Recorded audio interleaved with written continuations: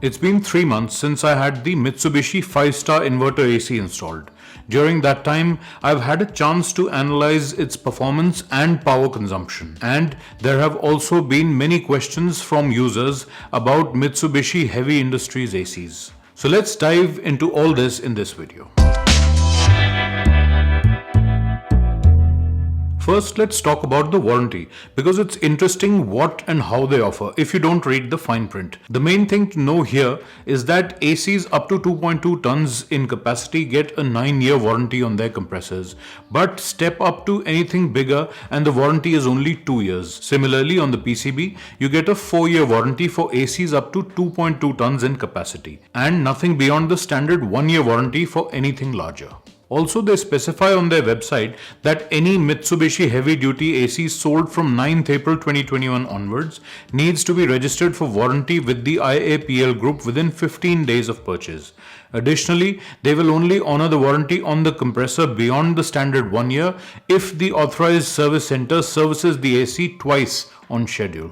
I just thought that this was important to know for any existing or prospective customer. Now, in terms of stabilizers, I have a Bluebird 5 kVA stabilizer installed with this AC, and this is the 140 volt variant. There are some that go lower than this and are almost twice the price, but in any case, the performance and reliability of Bluebird stabilizers has been fantastic, and I have several of them installed over the years for my various ACs. If you can get your hands on a genuine copper core Bluebird stabilizer, it gets my highest recommendation. In recent years, there has been a strong marketing push by brands like V-Guard, and there may be some dealers incentivized by other companies and pushing those brands. But for a solid choice, you cannot go wrong with Bluebird. Now let's talk about the power consumption and the associated electricity bill with this AC.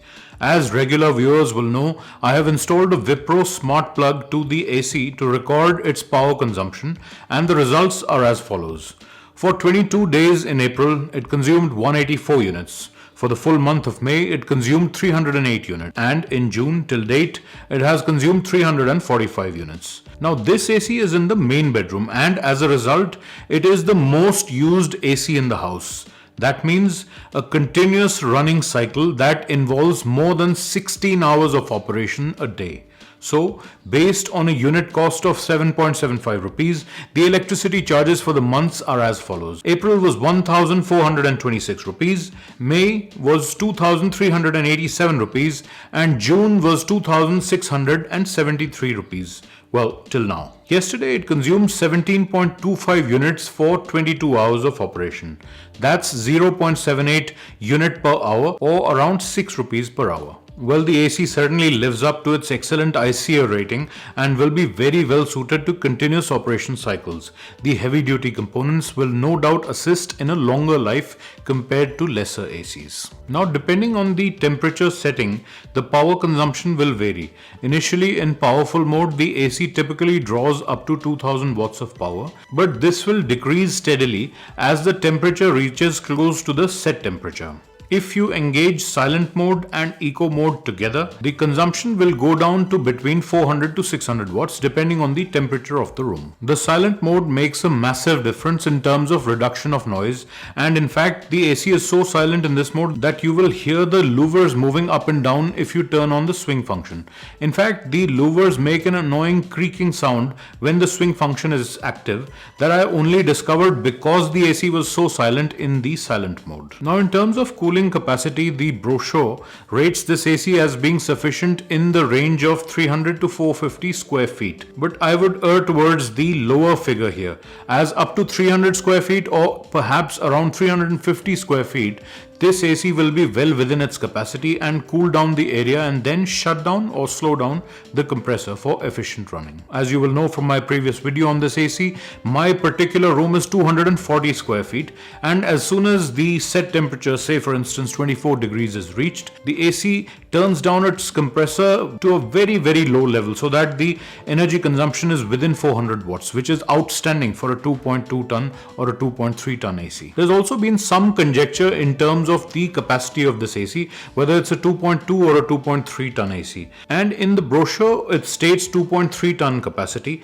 but on the box of the outdoor unit, it clearly states 2.2 tons. So take it for what you will, but the model number specified in both the videos is correct, and I would just assume it's 2.2 tons. Hopefully that way it's at least covered for 9 years for its compressor. And also, just to clarify for those that may have missed it, on the actual remote itself, only the on-off button will glow and none of the other buttons are backlit. The display is not backlit, so you cannot see this remote at night. My Voltas has all translucent buttons, so they all glow during the dark, but on this one it's only one button, which is the on-off button.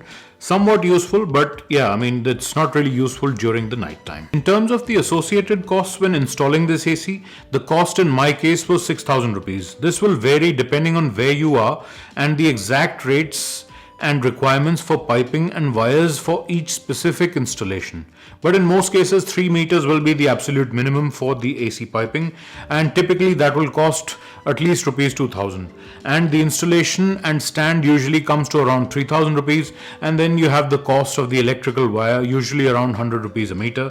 You may be able to save some money by getting some of these components from a wholesaler, but the way I see it, I would rather give some profit to the installer, provided he does a good job with this delicate process that will have a bearing on the life and performance of such an expensive AC. Now, generally when someone is considering ACs in this price range, they consider either the Mitsubishi Heavy Industries AC or O General ACs. First of all, the main difference that I have seen between this class of premium ACs and the cheaper mainstream brands is that irrespective of the outdoor temperature, these ACs will be able to maintain the set indoor temperature. For example, with my LG AC, it takes at least 3 cycles of the Himalayan cool function. That is 1.5 hours of operation at the maximum setting for it to bring down the temperature to 24 degrees in the room. The Mitsubishi does this in less than 20 minutes. That is the basic difference. That is what you can achieve if you buy one of these, and that is what the extra premium gets you. Bear in mind that the LG I mentioned is very sensitive to how clean the system is. With a choked filter or outdoor unit, it struggles a lot, but improves drastically when it's clean. Now back to MHI versus O General. They will both achieve the aforementioned cooling, but Mitsubishi's offerings are more competitive in terms of ICR ratings, and ultimately that means savings when it comes to the electricity bill. One thing to note here is that the difference ultimately may not be that much since they are both inverter type ACs. The power consumption for both after the initial cycle will be a lot less than the maximum rated power consumption. A lot of users have expressed concerns about the service and spares availability of this AC. Now this may be a valid concern, but when it comes to AC servicing and repairs in India, I have seen that it's a case of the devil versus the deep blue sea. In other words, most people will have some sort of dissatisfactory experience when it comes to the servicing or repairs of their ACs. You may have watched the recent video I did about the scam I encountered when servicing and repairing my AC. That was no doubt down to the actual technicians rather than the company itself. But it just goes to show that irrespective of which brand you may own, longer term you will come across technicians that are less than capable of properly looking after your AC. So in that case, my logic says buy the best components or the heaviest duty components possible, service it and keep it clean as much as possible, and try and have reliable and trustworthy service and repairmen when there are issues that arise with age. Hopefully, with that strategy, the ownership experience should be hassle-free and satisfying. So there you go. I hope that this video goes some way to clarifying most of the queries about this AC and helps prospective customers to see why this AC commands such a premium over other mainstream brands. Of course, besides the fact that it's imported and hence the increased cost. If you would like to see a typical review of this AC, do watch my previous video on this. Again, links in the description. If you have further questions or concerns, do let me know in the comment section below. If you're interested in LG ACs, then do watch my video on the LG inverter type AC. And if you're interested to find out what happened with the scammer I recently came across when getting one of my Daikin ACs repaired, then do check out that video. Links to everything in the description. Thanks for watching, and I will see you in my next one.